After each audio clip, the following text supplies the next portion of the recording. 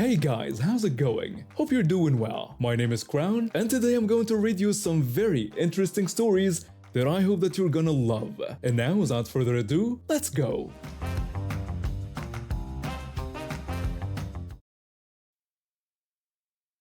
I grew up in a rough part of Los Angeles. My family could barely make ends meet, so I had to learn how to get around the city using buses and trains, even if it meant walking through some sketchy areas late at night. I didn't own much, just a couple pairs of pants, one pair of shoes, and a single shirt. My oversized hoodie was my prized possession, making me look like just another shabby, overweight nerd. The local gang members actually knew me. They'd seen me one time at 3 a.m. carrying a huge painting I'd bought from a garage sale for my mom's Mother's Day present. After questioning what a kid was doing out so late, they ended up telling me to stay in school and promised to keep me safe as long as I remained a square. So usually my late night walks were uneventful until I met these two idiots. I was walking to the train station around 10:30 p.m. to crash at a friend's house. My sister had just given me her old iPod Touch since she got a new one, and I was heading to my friend's place to change up the music. I was checking if the 10:25 bus might be running late when these two guys in dark clothes stopped me. They asked me for the time and I told them it was around 10:30. When they asked if I was from the area, I explained that I'd moved here recently but went to school somewhere else. They wanted to know what I was listening to, and I told them it was Sarah Bareilles. The first robber mocked me for listening to soft music and asked if I was a softie. I defended my music choice but tried to stay calm. When they asked how I was listening to it, I explained I didn't have a phone because my family was poor and this was just a music player from a friend. I noticed the second robber getting closer, so I stepped back. They both moved in. The second robber asked what kind of music player it was, and I admitted it was an old iPod. The first robber didn't believe someone poor would have an iPod and demanded to know what else I had in my backpack. I told them it was just clothes and a toothbrush. They grabbed me and yanked my backpack away, taking the iPod too. I tried to fight back, but one kept punching me until I curled up in a ball. After kicking me, the second robber pulled me up while the first one dumped out my bag, finding exactly what I'd said. Just clothes, a toothbrush, and an empty wallet with my school ID. They asked if that was all I had, and I stammered that it was. The second robber called me a stupid jerk, saying I was giving them trouble just because I wanted to live it up with stuff I didn't deserve. They punched me one more time and were about to leave when I remembered what my friend, an ex-gang member, told me about not taking crap from anyone. That's when I had an idea. I called out to them claiming I had video games, a GameCube, a PS2, and a laptop. When they turned back confused, I begged them to return the iPod, offering to trade it for the games. They looked at me like I was an idiot, which was perfect. I started crying. Wasn't hard since I was already in pain, and pleaded with them. I pointed to a big apartment building, telling them I lived there and could sneak the stuff out in my backpack in about 10 minutes. I even mentioned there was a poorly lit alley they could wait in. They thought I was stupid enough to actually give them more stuff, so they agreed after I showed them the alley. I went into my mom's apartment and called 911 using the flip phone I'd hidden in my shoes. The dispatcher answered and I asked for an officer to be sent to my address. When she asked why, I explained that I'd just been robbed but had somehow convinced the robbers to come back to my house to trade for their stolen items. She thought I was making a prank call and started to scold me about tying up emergency lines. I insisted I was serious, explaining I was 16 and had just been assaulted by two grown men. I told her she could verify who I was since the phone was in my mom's name. Finally believing me, she said a patrol car was already in the area and would come right away. The police showed up a few minutes later, but they didn't believe me either. The first officer accused me of wasting their time, and the second one said no one would be dumb enough to return to their victim's house after committing a crime. Right then, one of the robbers called out, asking where I was and if I still wanted the iPod back. The officers suddenly got serious, hands on their guns. They told me to call back to the robbers, so I shouted that I had the stuff and asked them to promise to return the iPod. When they yelled back telling me to hurry up, the first officer ordered them to put their hands up. The cops rounded the corner with their flashlights and guns drawn. Those idiots just stood there frozen as they got cuffed. Turns out they had knives and stolen stuff from someone else they'd robbed earlier. I pressed charges and they got arrested. I didn't get my iPod back for a couple days because it was held as evidence, but it was worth it to see those guys' faces when they realized they'd been played. I'm a university student who lives with my parents and sister while studying creative writing. We're all renters, including our next-door neighbor who turned out to be the biggest nightmare imaginable. Last fall, my dad adopted this tiny kitten who turned out to be a Maine Coon. For those who don't know, they're one of the largest domestic cat breeds in the world. He's now the size of a small dog at just a year old, and he's not even done growing yet. We trained him to walk on a leash, which is pretty cool, and the neighborhood kids love seeing him on his walks, though they can't pet him due to current health restrictions. To give him exercise and keep him from bothering our other cat, we let him play in our fenced backyard on a lathe. Everything was fine until that one day when I was home alone. I was in the kitchen when I heard barking and screeching. I looked out the window to see my neighbor's Doberman had gotten into our yard and was chasing my cat. I grabbed the nearest thing, a frying pan, and ran outside. By the time I got there, the dog had already bitten my cat's tail. Thankfully, his thick fur protected him, and he managed to scratch the dog's nose before I could intervene. The neighbor was just standing there watching everything. When I asked her why she didn't stop her dog, she just smugly told me it wasn't her problem that I hadn't latched the gate. I shot back that she hadn't locked hers either, which was how her dog got out in the first place. She just smirked and walked inside, leaving her dog out there. I was furious. I had to quarantine my cat in the kitchen for potential exposure risks since my family has a history of asthma. I even slept downstairs to keep him company while we waited for test results from the vet. My mom tried talking to the neighbor, but she wouldn't listen. We started only letting our cats out when she wasn't home or when someone could watch them. Still, we'd sometimes wake up to find our gate open, even though we always closed it. Since we were renters, we couldn't install a lock. Then came my chance for revenge. I was downtown one rainy day when I spotted a payphone. I remembered all those animal control shows I watch and realized what I could do. Making sure to stay anonymous, I called the police. I reported the neighbor who was letting their Doberman run loose, explaining how the dog had attacked a supervised cat that was on a lead. I also mentioned that they let their dogs bark all night and never kept them leashed in public areas. After giving them the address, I hung up. When I got home, there was already a patrol car outside my neighbor's house, and animal control was pulling her Doberman out of our yard again. An officer approached me and asked if I lived there. I confirmed that it was my backyard they were pulling the dog from. The officer then asked if I wanted to press charges for reckless endangerment and animal cruelty. I could see my neighbor glaring at me from her yard as I happily agreed to press charges. That's when she lost it and tried to attack me, but ended up punching a cop instead. She was arrested on the spot. When the officer asked if I wanted to press assault charges as well, I immediately said yes. The end result? She got 6 months in jail, several years of probation, and massive fines. Her dogs were confiscated and later adopted by better families. She couldn't afford her rent anymore because of the fines and had to move out. My cat is doing great now, by the way. He's still the sweetest, fluffiest boy who loves his walks, and now he can enjoy our backyard in peace. I've been into gaming and cosplay since I was a teenager. What started as a casual interest turned into a full-blown passion when I discovered Detroit: Become Human.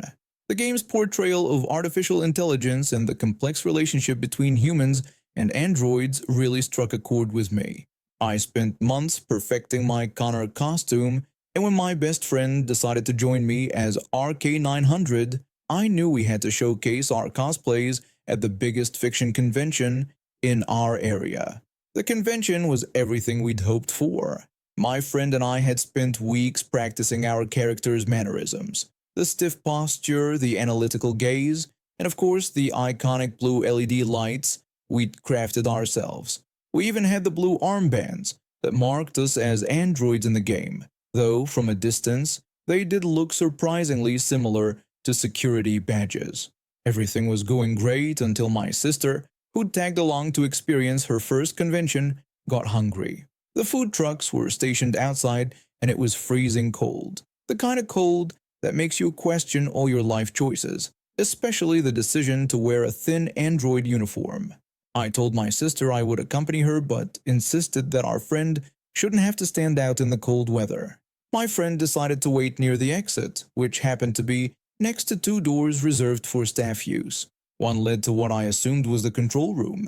It was actually a perfect spot, not too crowded, and he could stay in character without too many people bothering him. Or so we thought. While I was bouncing between keeping my sister company and checking on my friend, he maintained his stoic RK900 persona perfectly, standing straight, face serious, not saying a word. What we didn't realize was that this, combined with his position near the real security guards and that unfortunately similar-looking armband, was creating quite the misunderstanding. When I returned, my friend told me, with obvious amusement, that people had been approaching him for directions and asking permission to go through the doors. I found this hilarious, especially since I'd recently been reading about similar situations on social media. But the real entertainment was yet to come. I was standing with my friend discussing the confusion when a woman approached us. She was dressed in business casual attire and had that look of someone who clearly worked at the venue. She asked if she could enter through the door. I was caught off guard and just stood there with a puzzled expression, managing only to stutter. She quickly interjected, showing her staff ID card and explaining that she had proper authorization. I was so amused by the situation that I just played along and told her she could enter. She hurried through the door without even realizing that my LED light was still blinking and I was clearly in costume. The real security guards, who had been watching this whole scene unfold, found it just as entertaining as we did. One of the guards jokingly suggested that next time, even if someone had cards, we should deny them entry. My friend and I spent the next hour having the time of our lives, still maintaining our android personas while occasionally exchanging amused looks. A few more staff members came by and following the security guard's joking suggestion, I responded with my best impression of an android. I would formally apologize and explain that my protocols strictly prohibited access without proper verification from authorized security personnel. They finally noticed our LED lights and realized we were just cosplayers. And it was shocking for them. The real security guards could barely contain their laughter. By the end of the day, we had not only nailed our cosplay performances, but had also somehow become honorary members of the convention security team. The actual guards even asked to take photos with us, saying we'd made their shift much more entertaining than usual. The woman who had first mistaken us for security never came back through that door. I like to think she eventually realized her mistake and was too embarrassed to face us again. Being a black and indigenous person with autism made life challenging enough, but having a mother who saw my condition as an inconvenience rather than something to understand made everything worse. The countless therapy sessions I've had as an adult have helped me understand that none of it was my fault, but the scars still remain. We lived in subsidized housing, which was a blessing and a curse. The blessing was having a roof over our heads. The curse was our neighbor, who I'll call Karen. She was the epitome of everything wrong with entitled people who think they can make others' lives miserable just because they exist. My autism sometimes led to meltdowns. They weren't violent, just overwhelming moments when everything became too much to handle. But Karen saw these episodes as opportunities to make our lives harder. Every single time I had a meltdown, she'd call the police. I remember one bad day when I was 14. The lights were too bright, the sounds too loud, and everything felt like it was crushing me. I begged for quiet, telling everyone that everything hurt. My mother dismissed me, telling me to stop being dramatic and that I was embarrassing her. As a sensory overload became unbearable, I tried to explain that I couldn't handle it, but I couldn't even get the words out properly. And then it happened. The sensory overload took over, and I just cried out. Within minutes, I heard Karen's door open. She called the police, claiming there was a disturbance next door again and that she didn't feel safe. My mother's reaction was predictable. She yelled at me, asking if I wanted us to lose our home. Her words dripping with anger and disappointment.